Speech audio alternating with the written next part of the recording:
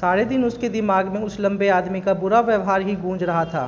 तभी उसने उस लंबे आदमी को सबक सिखाने की सोची। अदिति ने अपनी सहेलियों से पूछ कर उस लंबे आदमी को परेशान करने के तरीके इकट्ठे किए और उसी शाम उसने शुरुआत कर दी। च्युइंगम खाकर उसे उसके मकान के सामने फेंक दिया, तार पर सूखते उनके कपड़ों पर स्याही छिटक दी, पूरी शक्ति से नृत्य का अभ्यास किया ताकि अलग उछल कूद से उसे परेशानी हो। जोर जोर से पटक कर कुर्सियाँ मेज इधर उधर सरकाई, पर इससे भी उसकी पीड़ा शांत नहीं हुई।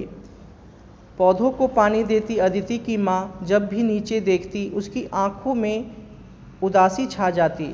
जब पिताजी बालकनी में आते तो पेड़ को देखकर वे ठहर जाते और सब कुछ विचलित ढंग से अदिति जो अपना सिर घुमा लेती, पेड़ की ओर बिल्कुल ना देखती, लेकिन उसे देखना चाहिए था क्योंकि पेड़ अपना बदला ले रहा था। एक दिन ठीक उसी जगह जहाँ सबसे अधिक गहरा काटा गया था, एक हल्की सी हरी गांठ दिखाई दी। केवल अदिति की माँ ने उसे देखा। अपने शांत ढंग से वे मुस्कुराई और गुनगुनाने लगी। कुछ दिन बाद वहाँ हरा सा कुछ दिखाई दिया और जब अदिति ने देखने का साहस बटोरा तो वहाँ वास्तविक पत्ता था। वह दौड़कर अपने माता पिता को बुलाने भीतर गई। अदिति उसके साथ खड़ी थी और उन्होंने नन्हे हरे चमकदार पत्ते को खुशी से देखा। और उस रात अदिति ने अपने सारे मूर्खतापूर्ण बुरे काम के लिए ईश्वर से माफ़ी मांगी जो उसने लंबे आदमी को परेशान करने के लिए किए थे, और छोटे से पत्ते के लिए प्रभु को धन्यवाद दिया। हमने देखा कि किस तरीके से अदिति ने जो है उस लंबे आदमी को परेशान करने के लिए तरह तरह के आइडियाज़ जो है ढूंढे। उसके माता पिता भी इससे बहुत दुखी थे पेड़ कटने से, लेकिन बाद में अचानक उन्होंने देखा कि जहाँ पर सबसे ज़्यादा गहरा काटा गया था वहाँ पर जो है एक छोटा सा पत्ता आ गया। और फिर जब उसको लगा, अदिति को एहसास हुआ कि जो मैंने उस लंबे आदमी के साथ किया वो बहुत ही गलत व्यवहार किया। उसने उसके लिए जो है मन ही मन भगवान को से माफ़ी मांगी और भगवान को धन्यवाद दिया। किस चीज़ के लिए?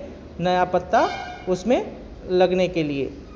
उसके बाद पेड़ ने पीछे मुड़कर नहीं देखा। प्रतिदिन नए पत्ते निकले और कुछ हफ्तों में ही वह फिर लगभग पेड़ ही दिखने लगा।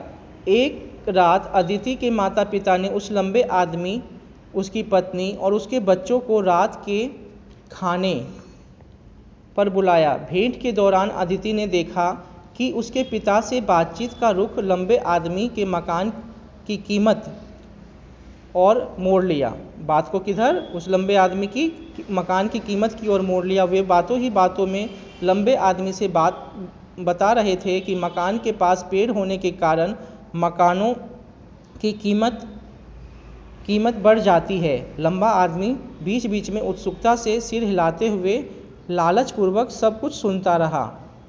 खाने के बाद अदिति की माँ एक छोटे से गमले में लगा एक पौधा भीतर से ले आई और उस लंबे आदमी को भेंट देते हुए बोली, हमें उम्मीद है इससे आप भी पौधों का संग्रह शुरू करेंगी। ऐसा करने से आपकी बालकनी सुंदर लगेगी और इसकी देखभाल करना मैं आपको सिखाऊंगी। लंबे आदमी की पत्नी खुलकर मुस्कुराई। यह मेरा पहला पौधा है, वे शर्माते हुई बोली। उनके बच्चों ने हैरानी से पौधे के चमकदार पत्तों को छुआ और उसे कौन उठाकर घर ले जाएगा इस बात पर झगड़ने लगे। अगले ही दिन अदिति यह देखकर हैरान हो गई कि वह लंबा आदमी अपने परिवार के साथ मिलकर अपनी बालकनी में छोटे छोटे गमले में पौधे लगा रहा था। यह सब देखकर अदिति ने लज्जित होकर सोचा, मेरे द्वारा किए गए बुरे कामों कुछ नहीं हुआ, लेकिन जो मेरे माता पिता ने किया उसका कम से कम थोड़ा सा असर लंबे आदमी पर जरूर हुआ। मतलब अदिति को अपनी गलती का एहसास हुआ। उसको ये एहसास हुआ कि अगर कोई बुरा करता है तो उसको हम प्यार से जो है क्या कर सकते हैं, हैंडल कर सकते हैं और उसके स्वभाव को बदलने की कोशिश कर सकते हैं। और देखते ही देखते एक बार फिर बादाम के पेड़ पर रंग बिरंगी चिड़िया सबसे ऊंची डाल पर खुशी से गाने लगी। कमरे में फिर वही झिलमिलाता हरी रोशनी भर गई। कहानी का उद्देश्य पेड़ पौधों की उपयोगिता पर प्रकाश डालना और उनकी देखभाल संतान की भांति करने की सीख देना है। हमें भी क्या करना चाहिए, पेड़ पौधों को जो है अपने संतान की तरह समझना चाहिए और उनसे आत्मिक जुड़ाव महसूस करना है। कहानी यह शिक्षा देती है कि बुराई को बुराई से नहीं, प्रेम एवं भाईचारे से दूर किया जा सकता है। ठीक है।